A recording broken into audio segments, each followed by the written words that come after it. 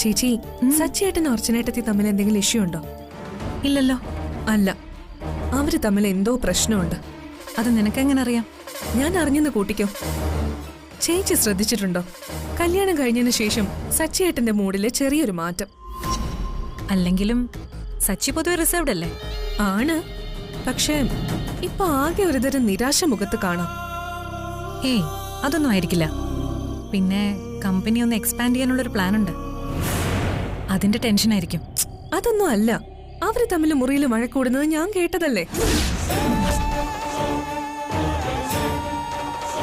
അതെ ചേച്ചി, സാധാരണ അർച്ചനേട്ടത്ത് ശബ്ദം ഉയർത്തി സംസാരിക്കാറില്ലല്ലോ. സച്ചിയേട്ടനോട് എന്തോ പറയുന്നത് ഞാൻ കേട്ടു. എന്താണെന്ന് കേട്ടില്ലേ? ഇല്ല, പക്ഷേ അവർക്കിടയിൽ എന്തോ പുകയുന്നുണ്ട്. ഞാനിതുവരെ ശ്രദ്ധിച്ചിട്ടില്ല.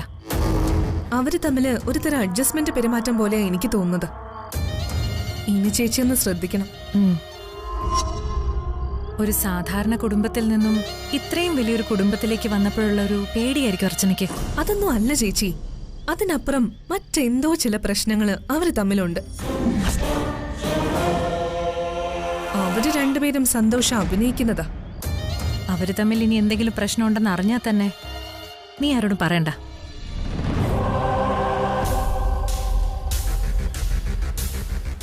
അവൾ എന്നും സച്ചിയുടെ ഭാര്യയായിട്ട് ഇവിടെ തന്നെ കാണും. അതാണ് നമ്മുടെ ആവശ്യം.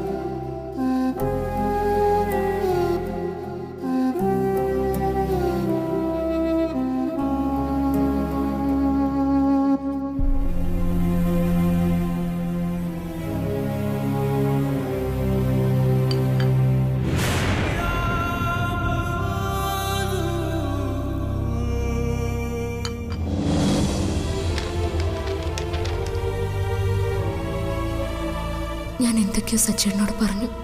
അന്നേരത്തെ സങ്കടവും വിഷമവും കൊണ്ടാ. എന്നെ വെറുക്കരുത്. സച്ചേട്ടന്റെ മനസ്സ് വേദനിച്ച് കാണുമെന്ന് എനിക്കറിയാം. മാപ്പ്.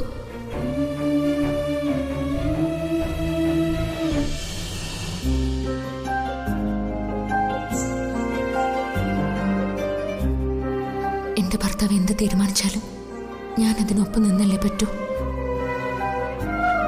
പക്ഷെ സച്ചേട്ടൻ ആരുടെ മുമ്പിൽ തല കുനിക്കുന്നതും അപമാനിതനാവുന്നതും എനിക്ക് സഹിക്കാൻ പറ്റില്ല.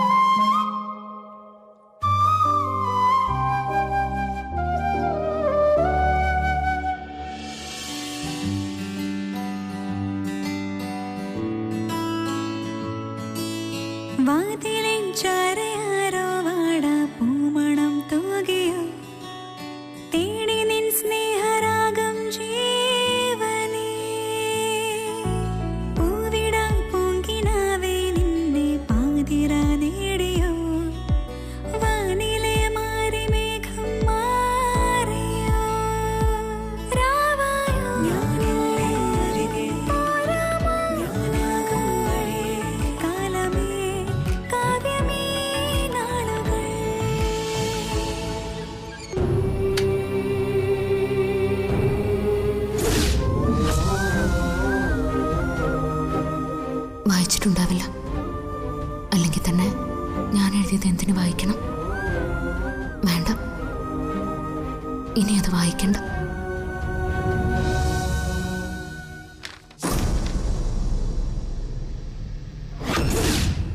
Very very sorry.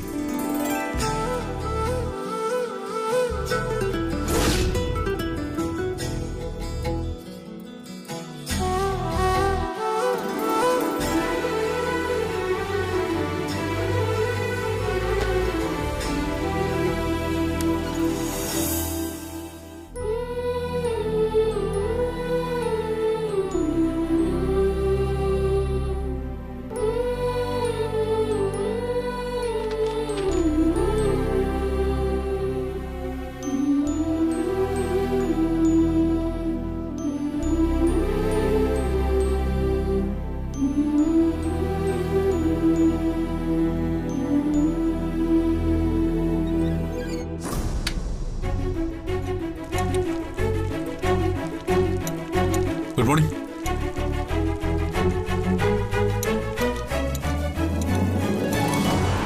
എടാ, നീ ഇത് കഴിഞ്ഞ ദിവസമല്ലേ റിപ്പയർ ചെയ്തോണ്ടെന്നേ? ഇപ്പൊ എന്താ കുഴപ്പം? എന്ത് പറയാനാട്ടാ, ഇപ്പൊ സ്റ്റാർട്ട് ആവുന്നില്ല. നീ ഒന്ന് മറിക്കേ, ഞാൻ നോക്കട്ടെ. സന്ദീപേ, ആ ഫോൺ.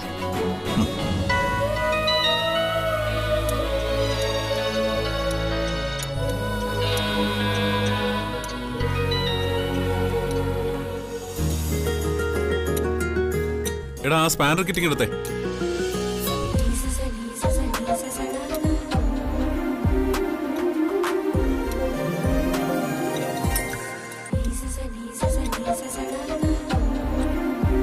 അതിങ്ങ് താ.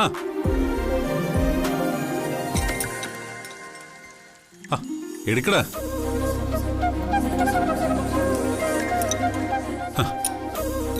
വണ്ടിയെ ഓടിച്ചു നടന്നാൽ മാത്രം പോരാ, അത്യാവശ്യമേ ചില്ലറ ഞൊടുക്ക് പണി കൂടെ പഠിച്ചിരിക്കണം. ഇനി വണ്ടി ഒന്ന് സ്റ്റാർട്ട് ചെയ്തേ.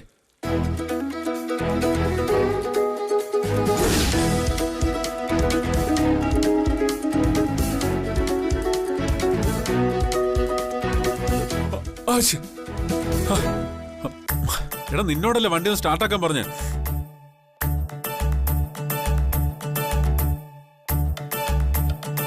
എനിക്കറിയില്ല.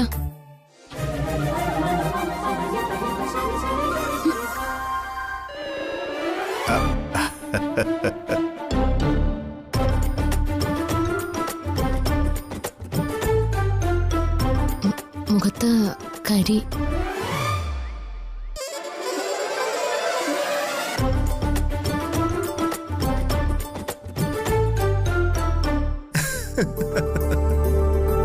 സച്ചേട്ടാ, എന്തൊരു കോല ഇത്!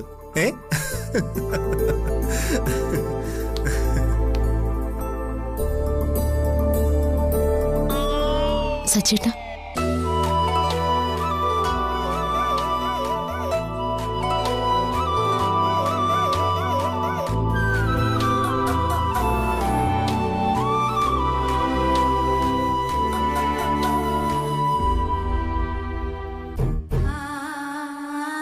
അവന് കിട്ടാവുന്ന ഏറ്റവും നല്ല ബന്ധം തന്നെയാ ഇത്.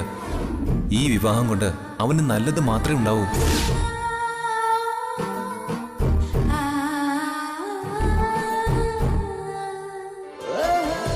അർച്ചനെ പോലൊരു പെൺകുട്ടി സച്ചിയുടെ ജീവിതത്തിലേക്കും നമ്മുടെ കുടുംബത്തിലേക്കും വരുന്നു എന്നതിൽ പരം ഭാഗ്യം നമുക്കൊന്നുമില്ല.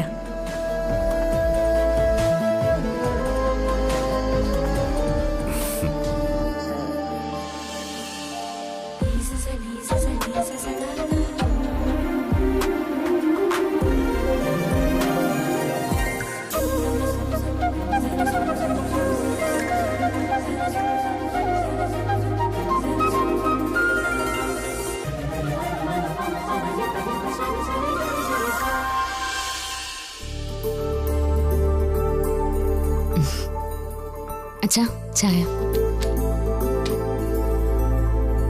എന്താ അച്ഛാ, വലിയ തിരക്കിലാണല്ലോ? കുറേ മാസത്തെ ഫയലുകൾ നോക്കാനുണ്ട്. ആശുപത്രി കിടന്ന കാലത്തെ ഫയലുകളാ. ഒറ്റ ദിവസം കൊണ്ടൊന്നും തീരില്ല. മോളിരിക്കെ.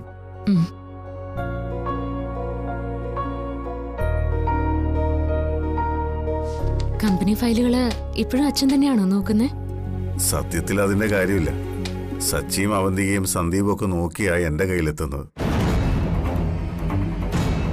അവന്തിക വളരെ സൂക്ഷ്മതയോടെ ചെയ്യുന്ന ജോലിയാ. ഒരു കുറവും വരാൻ സാധ്യതയില്ല. എന്നാലും എന്റെ ഒരു ഒപ്പം അവർക്ക് നിർബന്ധ. അനുപേട്ടൻ സ്ഥിരം കൊണ്ടുവരും ഒരു കെട്ട് ഫയലുകൾ. ഞാനും കൂടി ഇരുന്നാ അതൊക്കെ തീർത്തു കൊടുക്കുന്നത്. ഓ, അക്കൗണ്ടിംഗ് ഒക്കെ എനിക്കിഷ്ടാ. ടാക്സിന്റെ ഒക്കെ കാര്യത്തിലും എനിക്കറിയാവുന്നതുപോലെ അനുപേട്ടനെ ഞാൻ സഹായിക്കാറുണ്ട്. ഗുഡ്. അനുപേട്ടൻ മടിയനാ. നല്ലപോലെ ടാക്സിന്റെ കാര്യങ്ങളൊക്കെ കൈകാര്യം ചെയ്യാൻ അറിയാം. പക്ഷേ മെനക്കെടാൻ ഇഷ്ടമല്ല. ഇന്നത്തെ കാലത്ത് നല്ല മിടുക്കരായ ടാക്സ് പ്രാക്ടീഷണർക്ക് നല്ല മാർക്കറ്റാണല്ലോ. നല്ല കാശും ഉണ്ടാക്കാം. എന്നിട്ടും അത് അനുപേട്ടനും കൂടി തോന്നണ്ടേ അച്ഛാ? ഇടയ്ക്ക് ഞങ്ങളൊരു ടാക്സ് കൺസൾട്ടൻസി തുടങ്ങാൻ ആലോചിച്ചതാ. പക്ഷേ അനുപേട്ടൻ മുങ്ങി. ആഹാ, അനൂപ് ആള് കൊള്ളാലോ. മെയിൽ ഡ്രാഫ്റ്റ് ചെയ്തിട്ട് എനിക്ക് അയക്ക്. ഞാൻ വെരിഫൈ ചെയ്തിട്ട് അവർക്ക് ഫോർവേഡ് ചെയ്താൽ മതി. ചേച്ചി, പൊന്നൊരുക്കുന്നിടത്ത് പൂച്ചയ്ക്ക് എന്താ കാര്യം? പഴഞ്ചൊല്ല് പറഞ്ഞ് കളിക്കാതെ കാര്യം എന്താന്ന് പറയടി. അങ്കിളുടെ കൂടെ ഇരുന്ന് കമ്പനി ഫയലുകൾ നോക്കേണ്ട കാര്യം അർച്ചന ഏട്ടത്തേക്ക് എന്താണെന്ന്. പൂച്ച അവിടെ അങ്കിളുടെ അടുത്തിരുന്ന് വലിയ വാചക. അതിനെന്താ, അവളും ഈ വീട്ടിലൊരു അംഗമല്ലേ, അവക്കും ഫയലുകൾ നോക്കാനുള്ള അധികാരമുണ്ടെന്ന് കൂട്ടിക്കോ. ഓഹോ, ഇപ്പൊ അങ്ങനെയായോ? നിനക്കിതൊന്നും പറ്റില്ലല്ലോ. ആൾക്കാരുടെ കുറ്റവും കുറവും നോക്കി നടക്കാനല്ലേ നിനക്കിഷ്ടം. എത്ര നാളായി നിന്നോട് ഞാൻ പറയുന്നു കമ്പനി കാര്യങ്ങളിൽ നീയും കൂടെ ഇൻവോൾവ് ചെയ്യണമെന്ന്. അത് പറ്റില്ല. എനിക്കതിന് നേരമില്ല. ഞാൻ എന്റെ കണ്ണിൽ കണ്ട കാര്യം പറഞ്ഞേ ഉള്ളൂ. സൂക്ഷിച്ചാൽ നല്ലത്. സൂക്ഷിക്കാൻ ഒന്നുമില്ല. നീ വെറുതെ അവളുടെ കാര്യങ്ങളിൽ തലയിടാതിരുന്നാ മാത്രം മതി. അവക്കിഷ്ടമുള്ളത് അവള് ചെയ്യട്ടെ. അങ്ങനെ നിസ്സാരമായി അവളെ കാണണ്ട ചേച്ചി. അങ്ങനെ കണ്ട ഒരിക്കൽ ചേച്ചിക്ക് ദുഃഖിക്കേണ്ടി വരും. എന്നെ ഉപദേശിക്കാൻ ഇറങ്ങിയതാണോ എന്റെ അനിയത്തി?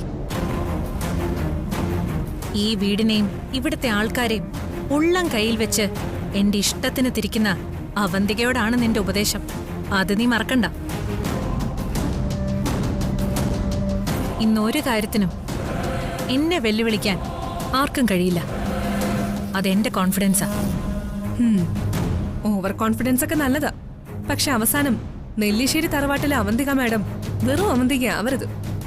പിന്നെ കമ്പനി എന്താണെന്നോ ഫയൽ എന്താണെന്നോ അക്കൗണ്ട്സ് എന്താണെന്നോ അറിയാത്തൊരുത്തി വെറുതെ ഒരു മാഗസീനിൽ പടം നോക്കുന്നത് പോലെ ഫയല് തുറന്ന് നോക്കിയതിനാണോ നീ വരട്ടുന്നേ? അതിനകത്ത് എന്താണ് എഴുതിയിരിക്കുന്നതെന്ന് പോലും വായിക്കാൻ അറിയാത്ത ഒരുത്തിയെ ഞാൻ ഭയപ്പെടണം എന്നാണോ നീ പറയുന്നേ? അണ്ടർ എസ്റ്റിമേഷൻ എന്നൊരു ടേം കമ്പനിയിലും കണക്കിലും ഉണ്ടല്ലോ ചേച്ചി. അതുകൊണ്ട് ആരെയും അണ്ടർ എസ്റ്റിമേറ്റ് ചെയ്യണ്ട. ആരാരെ അണ്ടർ എസ്റ്റിമേറ്റ് ചെയ്യുന്നു കാത്തിരുന്ന് കാണാം.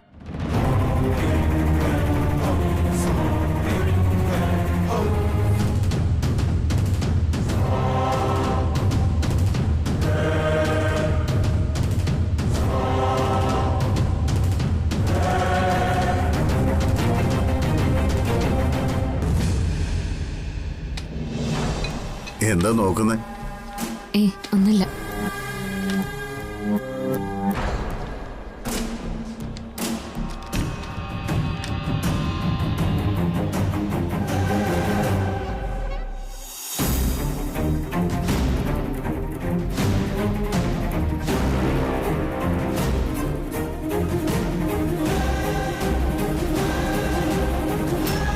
ഒരേ പർച്ചേസിന് എങ്ങനെയാച്ചാ 2 GST ബില്ല് വരുന്നേ? 2 ബില്ലോ? ആ അതെ, 2 ബില്ലുകള്. ഇതില് 8 ലക്ഷത്തിന്റെ GST കാണുന്നു, ഇതില് 4 ലക്ഷത്തിന്റെ GST കാണുന്നു. രണ്ടും ഒരേ ഡേറ്റ് പർച്ചേസ് ആണല്ലോ. ഒരേ കമ്പനി, ഒരേ ഐറ്റങ്ങൾ. നോക്കി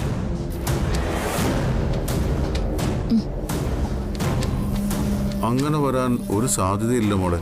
കാരണം മാനേജരും സച്ചിയും അവന്തികയും നോക്കി പരിശോധിച്ചതിന് ശേഷമാണല്ലോ ടാക്സ് അടയ്ക്കുന്നത്. നമ്മുടെ ഓഡിറ്റർ ഈ ഫയലുകളൊന്നും കാണാറില്ലേ അച്ഛാ? തീർച്ചയായും കാണും. പിന്നെ എങ്ങനെയാ ഇങ്ങനെ വരുന്നേ?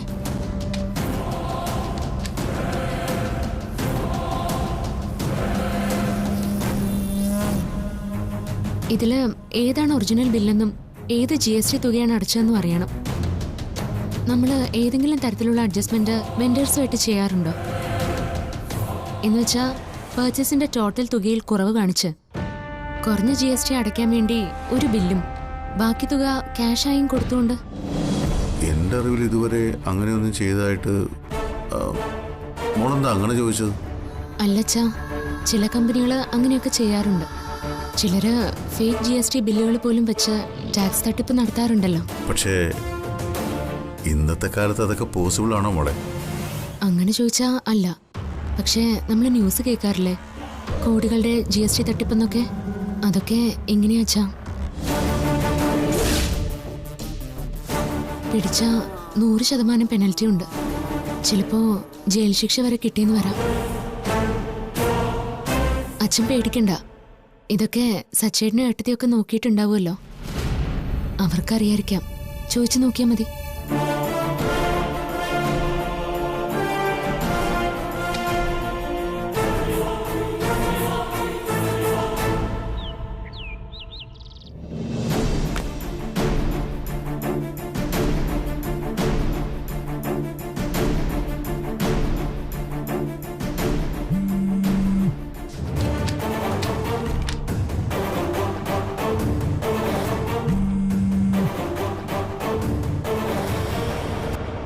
ഫോൺ എടുക്കുന്നില്ലല്ലോ. മോളെ 10,23,012 അത് ശരിയാണെന്ന് നോക്കിയേ. ഇതിലങ്ങനെ അല്ലല്ലോ അച്ഛ.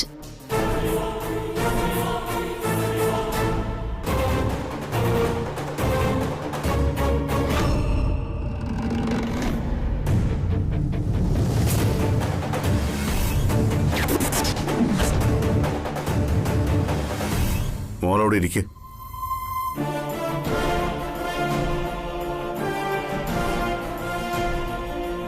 ഇരിക്കുമോളെ.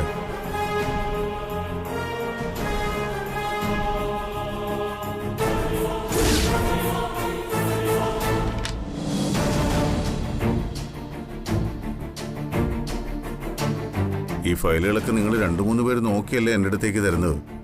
ആ, എന്തു പറ്റിയച്ചാ? എന്തെങ്കിലും സൈൻ ചെയ്യാൻ വിട്ടുപോയോ?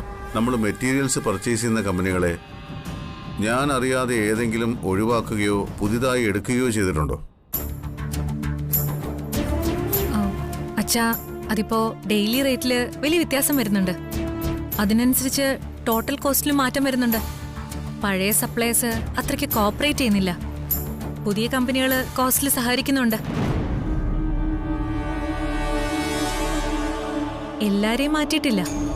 കോസ്റ്റിൽ അഡ്ജസ്റ്റ് ചെയ്യുന്നു, എന്നാൽ ക്വാളിറ്റിയിലും അഡ്ജസ്റ്റ് ചെയ്യുന്നു എന്നല്ലേ എന്റെ അർത്ഥം. അത് മാത്രമല്ല, അങ്ങനെ ചെയ്തപ്പോ എന്നെ ഒന്ന് അറിയിക്കാമായിരുന്നു. അച്ഛൻ ഹോസ്പിറ്റലിലായിരുന്നു, അപ്പൊ പറഞ്ഞിരുന്നു.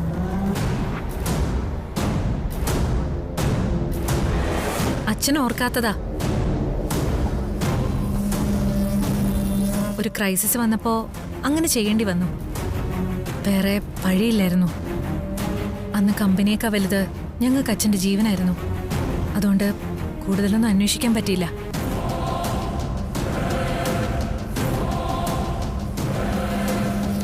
കുറെ നാളുകളായി നമ്മൾ പുതിയ കമ്പനിയിൽ നിന്നാണ് മെറ്റീരിയൽസ് വാങ്ങുന്നത്.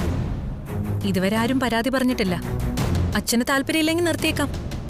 അതല്ല വന്തിയെ, നമ്മുടെ കമ്പനി ഇതുവരെ യാതൊരു തരത്തിലുമുള്ള ബ്ലാക്ക് മാർക്കിൽ പെടാത്തൊരു കമ്പനിയാണ്. അതാണ് നമ്മുടെ വിജയവും. എനിക്ക് ഉടനെ മാനേജറെ ഒന്ന് കാണണം. അയാളോടൊന്ന് വരാൻ പറയും. എന്താ അച്ഛ കാര്യം? എന്നോട് പറ. കാരണം ഞാനും കൂടെ നോക്കിയല്ലേ ഫയൽ അപ്രൂവ് ചെയ്യുന്നേ. ഇതിൽ ചില ഡിസ്പാരിറ്റികൾ കാണുന്നു, പ്രത്യേകിച്ച് ബില്ലുകളിലും GSTയിലും. എന്നുവെച്ചാ എനിക്ക് ക്ലിയർ ആയില്ല. എടുത്തി, അത് ഈ ബില്ലില് വേണ്ട.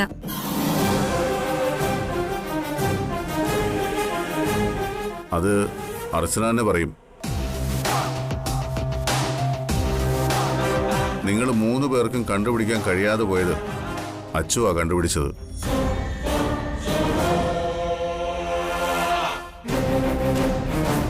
ഒന്നുമില്ല എടുത്തി. പർച്ചേസ് ബില്ലിലും GST ബില്ലിലും ചില വ്യത്യാസങ്ങൾ കാണുന്നുണ്ട്. അത് നിനക്കെങ്ങനെ മനസ്സിലായി?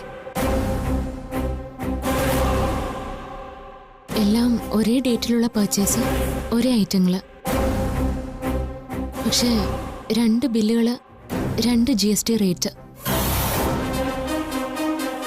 ഒന്നില് 8 ലക്ഷം, ഒന്നില് 4 ലക്ഷം. ഇതില് ഏതാണ് ശരിയെന്ന്